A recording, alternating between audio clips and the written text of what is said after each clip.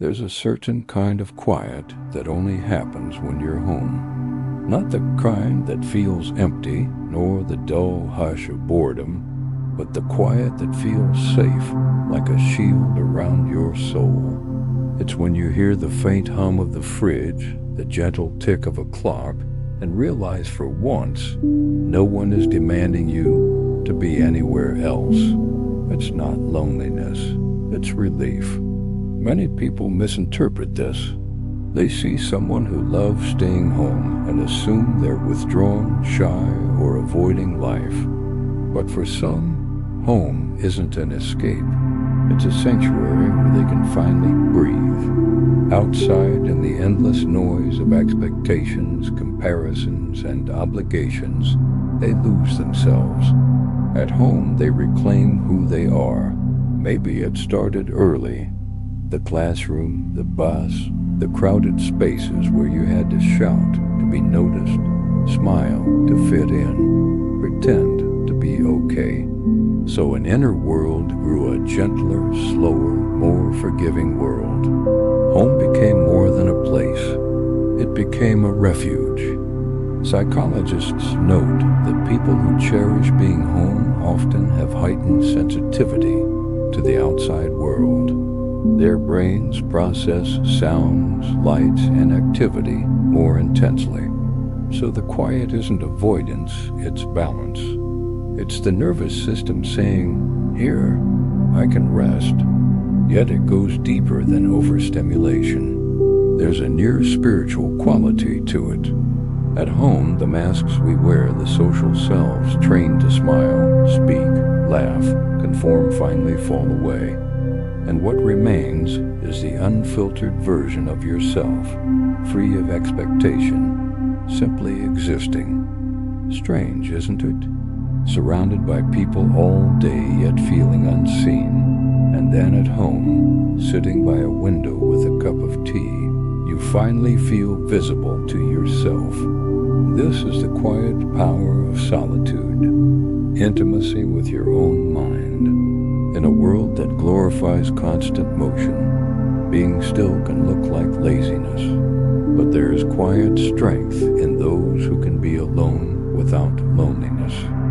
Fulfillment is often found in pauses, in small moments that teach alignment rather than distraction. If you don't go within, you go without, an old saying goes. For homebodies, this going within isn't avoidance, it's grounding. It's how they restore energy, process emotions, and reconnect with reality.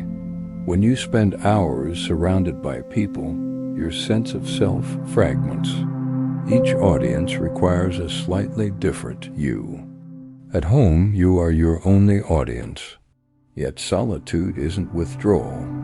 Even introverted people need connection, but they seek depth over superficiality. Silence feels safe. Presence matters more than performance. Research shows intentional solitude enhances creativity and emotional intelligence. Not because of raw intellect, but reflection. In stillness, ideas emerge, clarity appears, emotional scars soften. Think of your own moments of insight. They rarely come amid crowds, but in showers, long walks, or quiet evenings alone. This is the unseen benefit of staying home. Yet many feel guilt about it. Social media amplifies the illusion that life is always loud, exciting, and social. Homebodies may worry they're missing out, but the highlight reels of others are partial. Peace is the real goal, and for some it looks like home. The need to retreat, to reset, is profoundly human. Monks once climbed mountains. Today, bedrooms and reading nooks serve the same purpose. Psychologically, home offers a low-threat environment. Cortisol drops, your body relaxes, your mind becomes clear. Emotions long suppressed rise, but that is healing in disguise. People who prefer home often have heightened empathy, absorbing moods and energies easily, which makes retreat essential. This rhythm isn't a flaw, it's personality. Some thrive on chaos and interaction. Others thrive in calm and reflection. Society favors constant activity, so the quiet types feel wrong, but they are simply tuned differently. Both are needed, the runners and the reflectors. The quiet observers translate chaos into understanding, noise into insight, distraction into depth. Many artists and thinkers loved solitude, not to escape the world, but to experience it more fully. Their homes became extensions of their inner lives, deliberate spaces where thought and feeling could flourish. Even for non-artists, home is a processing center, sorting emotions, reflecting on interactions, reclaiming identity. This homecoming is a critical psychological need. Everyone requires a safe place to drop the armor and simply be.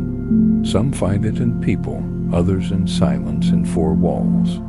Choosing stillness over spectacle takes courage. Authenticity returns. You live to express, not impress. Life becomes a conversation, not a contest.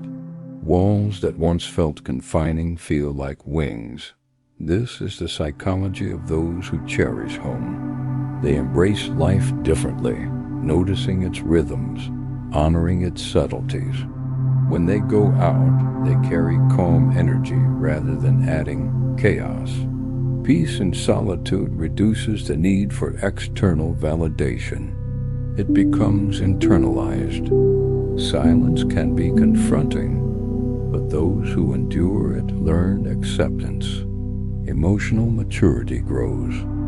Self-awareness strengthens. They understand their own thoughts, can distinguish them from external pressures, and develop deeper relationships. Loneliness may exist, but it's intentional, not hollow. Bonds formed are deeper, richer, and more sustaining. For some, home is a refuge born of exhaustion, a space to stop performing and exhale. Emotional decompression happens naturally here. Retreat restores clarity, empathy, and patience, preparing them to re-enter the world stronger and calmer. Society favors visibility and movement, but homebodies challenge that. Meaning emerges in stillness, in noticing sunlight, rain, the cadence of everyday life. Time slows, imagination flourishes, and ordinary details become extraordinary.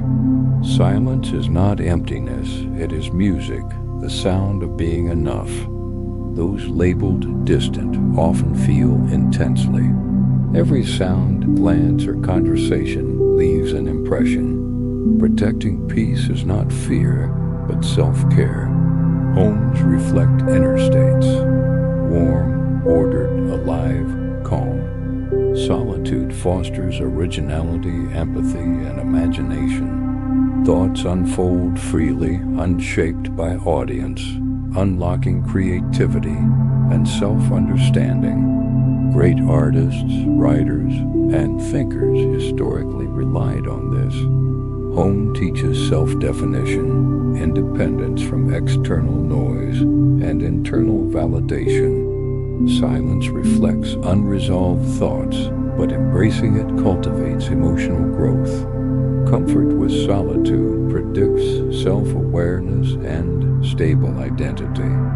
Loneliness is nuanced, a longing for authentic connection. When the right connections appear, they are deep and intentional. Home isn't only for peace, it's recovery for those tired of performing. Emotional decompression allows breath, rest, and realignment. Empathy, energy absorption, and reflection are restored. Personality rhythms differ. Both extroverted and introspective tendencies are valid. Quiet types offer clarity, reflection, and insight to a chaotic world. Home becomes an intentional canvas of thought and presence. Life is processed, emotions sorted, and identity reclaimed. Home is sacred, a space for the self. Staying home doesn't mean disengagement. It's mindful living, noticing, feeling, and honoring life at a slower pace. Calm and stillness are carried outward. Silence nurtures authenticity, reflection, and depth. Bravery lies in nothingness, in sitting with oneself and realizing, finally, you are enough.